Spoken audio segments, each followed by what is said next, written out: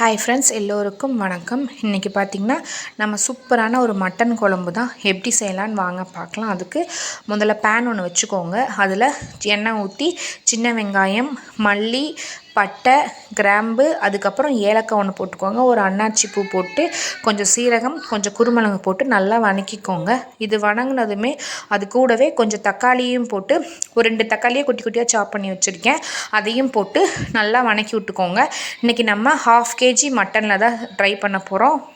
அதுக்கு 1/4 மூடி தேங்காவை லாஸ்ட்டாக அது கூடயே போட்டு நல்லா சும்மா ஒரு பெரட்டு மட்டும் பெரட்டி எடுத்துக்கோங்க. பெரட்டினதுக்கப்புறம் இதை நல்லா ஃபைன் பேஸ்ட்டாக அரைக்கணும். அதுக்காக இதை ஃபஸ்ட் நம்ம ஆற வச்சிடலாம். அது ஆறுற கேப்பில் இந்த பக்கம் குக்கர் வச்சு அதில் கொஞ்சம் எண்ணெய் விட்டு கொஞ்சம் சோம்பு போட்டுக்கோங்க.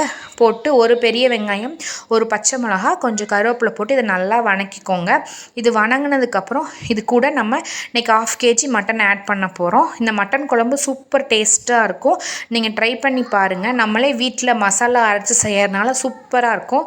மட்டன் போட்டுக்கோங்க. அது கூடவே ஒரு 1/2 டீஸ்பூன் மஞ்சத்தூள் போட்டு இதை நல்லா ஒரு கிளறி எடுத்துக்கோங்க. மஞ்சத்தூள் போடும்போது மட்டனோட ராஸ்மெல் நம்மளுக்கு போயிடும். அது கூடவே ஒரு ஸ்பூன் இஞ்சி பூண்டு பேஸ்ட்டையும் போட்டு இதை நல்லா கிளறி விட்டுக்கோங்க. இது நல்லா நம்ம இந்த மட்டன் வணங்குற கேப்பில் நம்ம வணக்கி வச்சுருக்க அந்த பேஸ்ட்டையும் நம்ம இது கூடவே சேர்த்து மிக்சியில் போட்டு அரைச்சிடலாம்.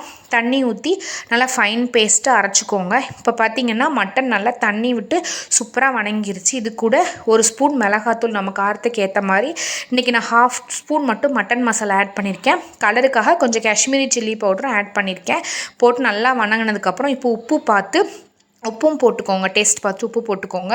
அதுக்கப்புறம் நம்ம அரைச்சி விட்ட அந்த மசாலாவே அது கூட ஆட் பண்ணி நம்மளுக்கு எவ்வளோ தண்ணி வேணுமோ அவ்வளோ தண்ணி விட்டு 5லேருந்து 6 விசில் விட்டால் சூப்பரான மட்டன் குழம்பு ரெடி ஆயிரும். இன்றைக்கி நான் வந்துட்டு 6 விசில் விட்டுருக்கேன். ஒரு மட்டனுக்கு ஒரு மாதிரி நீங்கள் பார்த்து விட்டுக்கோங்க.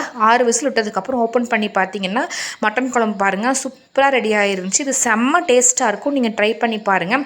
நான் லாஸ்ட்டாக கொஞ்சமாக பெப்பர் தூள் ஆட் பண்ணி கொத்தமல்லி தூள் தலை போட்டு இறக்கியிருக்கேன். உங்களுக்கு வேணான்னா நீங்கள் பெப்பர் அவாய்ட் பண்ணிக்கலாம். ஆனால் பெப்பர் போடும்போது சூப்பர் டேஸ்ட்டாக இருக்கும். இன்றைக்கி லஞ்ச் பார்த்திங்கன்னா சுட சுட சாதம் வச்சு அந்த மட்டன் குழம்பு ஊற்றி சாப்பிடும்போது ஆஹா சூப்பராக இருந்துச்சுங்க. சண்டேனாலே நான்வெஜ் இல்லாமல் கிடையவே கிடையாது.